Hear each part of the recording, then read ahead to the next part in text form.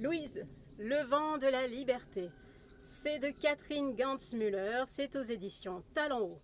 C'est un roman pour ados qui se déroule après la Première Guerre mondiale en 1920 en Bretagne, et c'est l'histoire de Louise Kervella, donc une jeune bretonne de 18 ans qui va fermement s'opposer aux codes sociaux de l'époque, c'est-à-dire épouser absolument un jeune homme, fonder une famille, etc.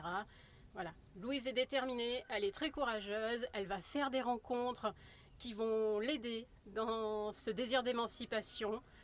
C'est donc un roman choral avec donc des discours qui vont s'entrecroiser entre Louise, entre Rose la jeune institutrice, entre Constance la parisienne émancipée.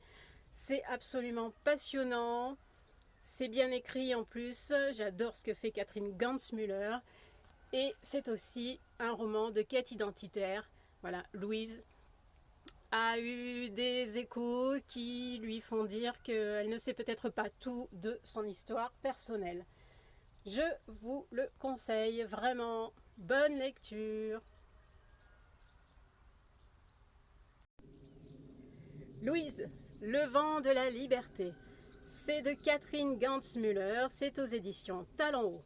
C'est un roman pour ados qui se déroule après la Première Guerre mondiale en 1920 en Bretagne, et c'est l'histoire de Louise Kervella, donc une jeune bretonne de 18 ans qui va fermement s'opposer aux codes sociaux de l'époque, c'est-à-dire épouser absolument un jeune homme, fonder une famille, etc. Voilà, Louise est déterminée, elle est très courageuse, elle va faire des rencontres qui vont l'aider dans ce désir d'émancipation. C'est donc un roman choral avec donc des discours qui vont s'entrecroiser entre Louise, entre Rose la jeune institutrice, entre Constance la parisienne émancipée. C'est absolument passionnant, c'est bien écrit en plus, j'adore ce que fait Catherine Gantzmüller, et c'est aussi un roman de quête identitaire.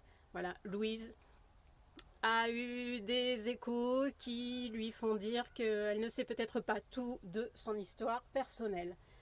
Je vous le conseille vraiment. Bonne lecture.